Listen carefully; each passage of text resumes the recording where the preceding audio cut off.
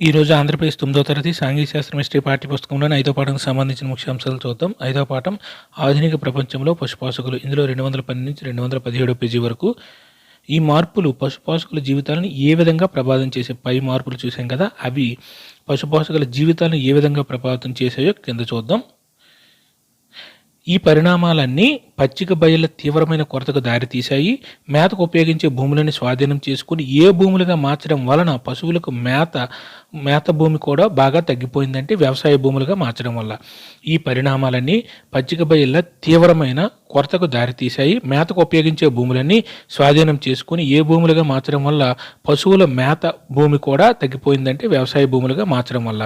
అదేవిధంగా వీటిని రిజర్వ్ చేయడం అంటే గొర్రెల పశువుల కాపరుల ఇదివరలో వలె స్వేచ్ఛగా వారి మందలను అడవులోనికి తీసుకొని పోలేరని అర్థం. అడవులను అదేవిధంగా వీటిని రిజర్వ్ చేయడం అంటే అడవులను రిజర్వ్ చేయడం అంటే గొర్రెల పశువుల కాపరుల ఇదివరలో వలె స్వేచ్ఛగా వారి మందలను అడవులోనికి తీసుకొని పోలేరని అర్థం.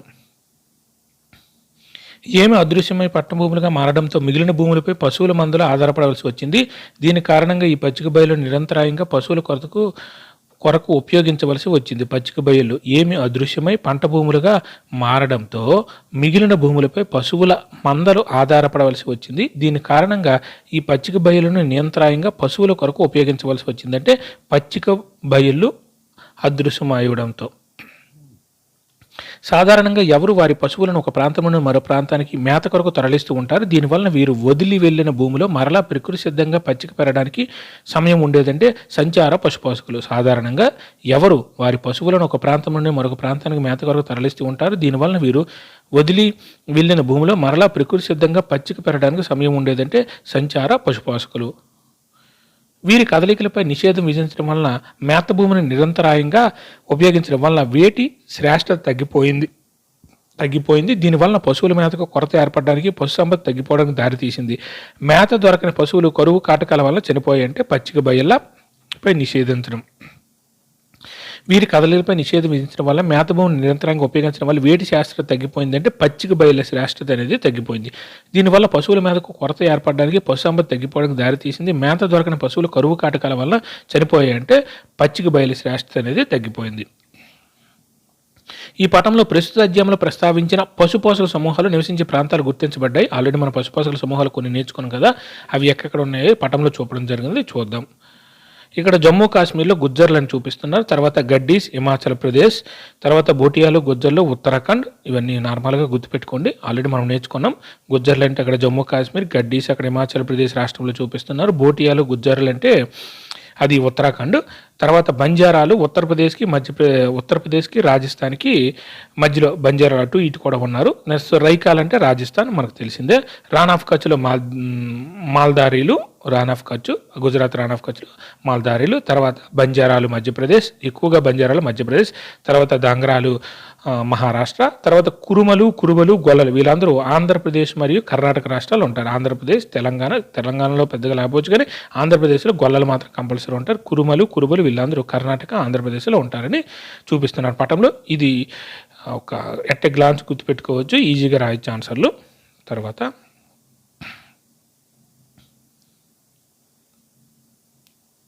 ఈ మార్పులకు అనుగుణంగా పశుపోషకులు ఎలా మారారు అంటే పైన మార్పులకు అనుగుణంగా పశుపోషకులు ఎలా మారారంటే పశుపోషకులు ఈ మార్పులకు వివిధ రీతుల్లో స్పందించారు. వాళ్ళు ఎలా స్పందించారంటే కొద్దిమంది వారి మందలను మేపడానికి సరిపడా పచ్చిక బయళ్ళు లేనందున వారి పశువుల సంఖ్యను తగ్గించుకున్నారు.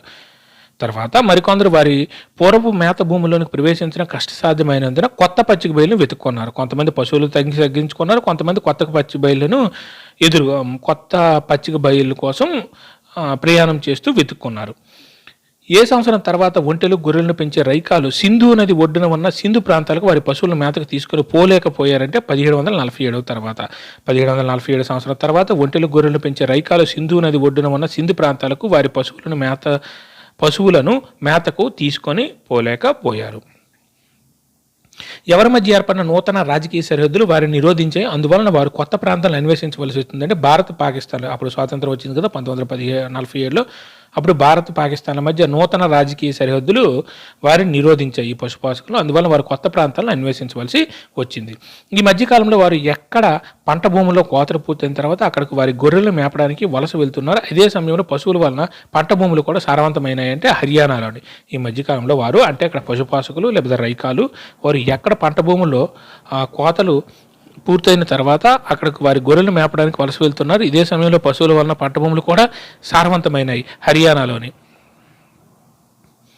సంవత్సరాలు గడిచే కొలది కొంతమంది ధనవంతులైన పశుపోషకులు వేటిని కొనుగోలు చేసి సంచార జీవనానికి స్వస్తి చెప్పి స్థిర జీవనాన్ని ఏర్పాటు చేసుకోవడం మొదలుపెట్టారంటే భూములను కొనుగోలు చేసి. సంవత్సరాలు గడిచే కొద్దీ కొంతమంది ధనవంతులైన పశుపోషకులు వేటిని కొనుగోలు చేసి అంటే భూములను కొనుగోలు చేసి సంచార జీవనానికి స్వస్తి చెప్పి స్థిర జీవనాన్ని ఏర్పాటు చేసుకోవడం మొదలుపెట్టారు ఈ పశుపోషకులు.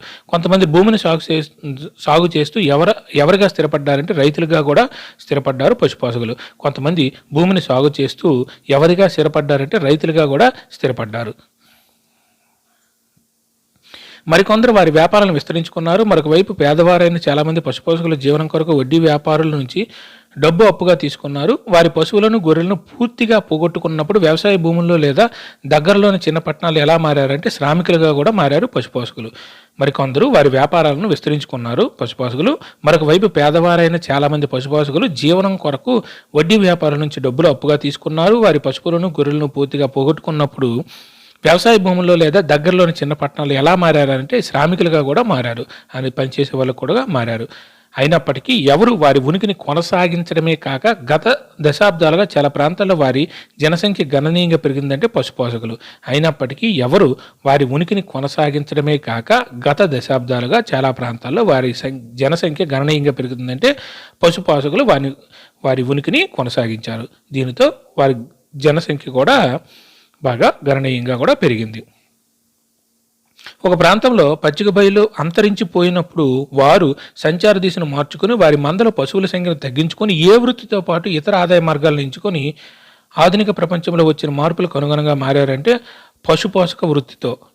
ఒక ప్రాంతంలో పచ్చిక బయలు అంతరించిపోయినప్పుడు వారు సంచార దిశను మార్చుకొని వారి మందలో పశువుల సంఖ్యను తగ్గించుకొని ఏ వృత్తితో పాటు ఇతర ఆదాయ మార్గాలను కూడా ఎంచుకొని ఆధునిక ప్రపంచంలో వచ్చిన మార్పులకు అనుగుణంగా మారారంటే పశుపోషక వృత్తితో పాటు ఇతర ఆదాయ మార్గాలను కూడా వాళ్ళు ఎంచుకున్నారు పశుపోషకులు.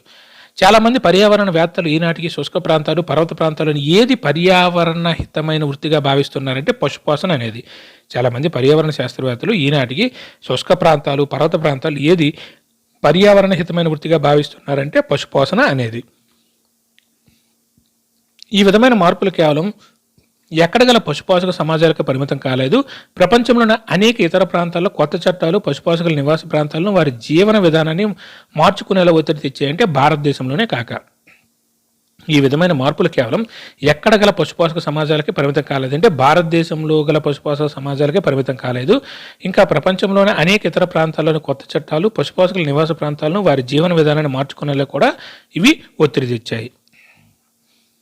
పశుపోషక సమాజాలు ఇంకా ప్రపంచంలోని ఏ ఇతర ప్రాంతాల్లో ఆధునిక ప్రపంచపు మార్పులకు అనుగుణంగా మారాయి ఇప్పుడు చూద్దాం. అందులో ఫస్ట్ ఆఫ్రికాలో పశుపోషణ. ప్రపంచంలోని సుమారు సగం పశుపోషక జనాభా నివసించే ఖండం ఏంటంటే ఆఫ్రికా. ప్రపంచంలోనే సుమారు సగం పశుపోషక జనాభా నివసించే ఖండం ఏంటంటే ఆఫ్రికా. ఈనాటికి కూడా సుమారు ఎంతమంది ఆఫ్రికా ప్రజలు వారి జీవనోపాధి కొరకు ఏదో ఒక రూపంలో పశుపోషణపై ఆధారపడిన వారంటే 22 మిలియన్ల మంది.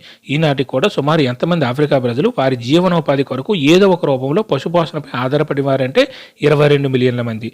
వారిలో ఏ తెగల వారు ఉన్నారంటే బిడౌన్లు, బెర్బర్లు, మసాయిలు, సోమాలీలు, బోరాన్, టర్కానా. వారిలో అంటే పశుపోషణ చేసేవాళ్ళు ఏ తెగల వారు ఉన్నారంటే ఆఫ్రికాలో బిడౌన్లు, బెర్బర్లు, మసాయిలు, సోమాలీలు, బోరాన్, టర్కానా. వీరిలో చాలామంది ప్రస్తుతం ఏ వ్యవసాయం కష్టతరంగా ఉండే అర్ధ శుష్క గడ్డి భూముల్లో లేదా శుష్క ఎడారి ప్రాంతాల్లో నివసిస్తారంటే వర్షాధార వ్యవసాయం కష్టతరంగా ఉండే అర్ధ శుష్క గడ్డి భూములు. వీరిలో చాలామంది ప్రస్తుతం ఏ వ్యవసాయం కష్టతరంగా ఉండే అంటే వర్షాధార వ్యవసాయం అంటే వర్షంపై ఆధారపడే వ్యవసాయం కష్టతరంగా ఉండే అర్ధ శుష్క గడ్డి భూముల్లో లేదా శుష్క ఎడారి ప్రాంతాల్లో వీళ్ళు ఈ తెగల వారు నివసిస్తూ ఉన్నారు. వారు ఏమేమి చేస్తున్నారంటే పశువులను, ఒంటెలను, మేకలు, గొర్రెలు, గాడిదలను పెంచుతారు. ఇంకా మరికొందరు పాలు, మాంసం, జంతు చర్మాలు, ఊలులను విక్రయిస్తారు. వ్యాపారం, రవాణా ద్వారా కొంతమంది ఆదాయం పొందుతారు. మరికొందరు వ్యవసాయం, పశుపోషణ సంయుక్తంగా చేస్తారు అంటే రెండు కలిపి చేస్తారు. పశుపోషణ వల్ల లభించే తక్కువ అనిశ్చిత ఆదాయాలను పరిపుష్టం చేసుకోవడానికి ఇతర వృత్తులను కూడా చేపడుతున్నారు. ఈ ఆఫ్రికాలో ఈ తెగలవారు ఏమేమి చేస్తున్నారంటే పశువులను, ఒంటెలను, మేకలు, గొర్రెలు, గాడిదలను పెంచుతారు. మరికొందరు పాలు, మాంసం, జంతు చర్మాలను, ఊళ్ళను కూడా విక్రయిస్తారు. వ్యాపారం, రవాణా ద్వారా కొంతమంది ఆదాయం పొందుతారు. మరికొందరు వ్యవసాయం, పశుపోషణ సంయుక్తంగా చేస్తుంటారు. పశుపోషణ వల్ల లభించే తక్కువ అనిశ్చిత ఆదాయాలు అంటే ఆదాయాలు సరిగ్గా రావు, ఒకరోజు వస్తాయి, ఒకరోజు రావు. అలాంటి అనిశ్చిత ఆదాయాలను కూడా పరిపుష్టం చేసుకోవడానికి ఇతర వృత్తులను కూడా చేపడుతున్నారు. భారతదేశంలోని పశుపోషకుల వల్లనే ఆఫ్రికాలోని పశుపోషకుల జీవితాలు ఎలా వలస పాలనాంతరం దారుణంగా మారాయో, ఈ మార్పులు ఏమై ఉంటాయి చూద్దాం. ఈ ఆఫ్రికాలో భారతదేశంలో పశుపోషకుల వల్ల ఆఫ్రికాలోని పశుపోషకుల జీవితాలు కూడా మారిపోయి ఇప్పుడు వలస పాలన అనంతరం ఈ మార్పులు ఏమై ఉంటాయి ఇప్పుడు చూద్దాం. కిలిమంజారో పర్వతాల నేపథ్యంలో భూములు ఏంటంటే మసాయి భూములు. కిలిమంజారో పర్వతాల నేపథ్యంలో ఆ దగ్గరలో ఉండే భూములు ఏంటంటే మసాయి భూములు. మారుతున్న పరిణామాల వల్ల ఏ తెగవారు ఇతర ప్రాంతాల్లో ఉత్పత్తి అవుతున్న మొక్కజొన్న, బియ్యం, బంగాళదుంపలు, క్యాబేజీపై ఎక్కువగా ఆధారపడుతున్నారంటే మసాయి. మారుతున్న పరిణామాల వలన ఏ తెగవారు అంటే మసాయి తెగవారు ఇతర ప్రాంతాల్లో ఉత్పత్తి అవుతున్న మొక్కజొన్న, బియ్యం, బంగాళదుంపలు, క్యాబేజీపై ఎక్కువగా ఆధారపడుతున్నారంటే మసాయి తెగవారు. సాంప్రదాయం ప్రకారం ఏ తెగవారు దీనికి వ్యతిరేకం అంటే మసాయి తెగవారు. సాంప్రదాయం ప్రకారం ఏ తెగవారు దీనికి వ్యతిరేకం అంటే మసాయి తెగవారు దీనికి వ్యతిరేకం. ఎవరు పంట పండించడానికి భూమిని దున్నడం ప్రకృతి విరుద్ధంగా నేరంగా భావిస్తారంటే మసాయి వారు అంటే మసాయి తెగవారు. ఎవరు పంట పండించడానికి భూమిని దున్నడం ప్రకృతి విరుద్ధంగా నేరంగా భావిస్తారంటే మసాయి తెగవారు. ఒకసారి నేలను దున్నితే అది తిరిగి ఏ భూమిగా పనికిరాదంటే మేత భూమిగా పనికిరాదు. ఒకసారి నేలను దున్నితే తిరిగి అది ఏ భూమిగా పనికిరాదంటే మేత భూమిగా పనికిరాదు. Thank you.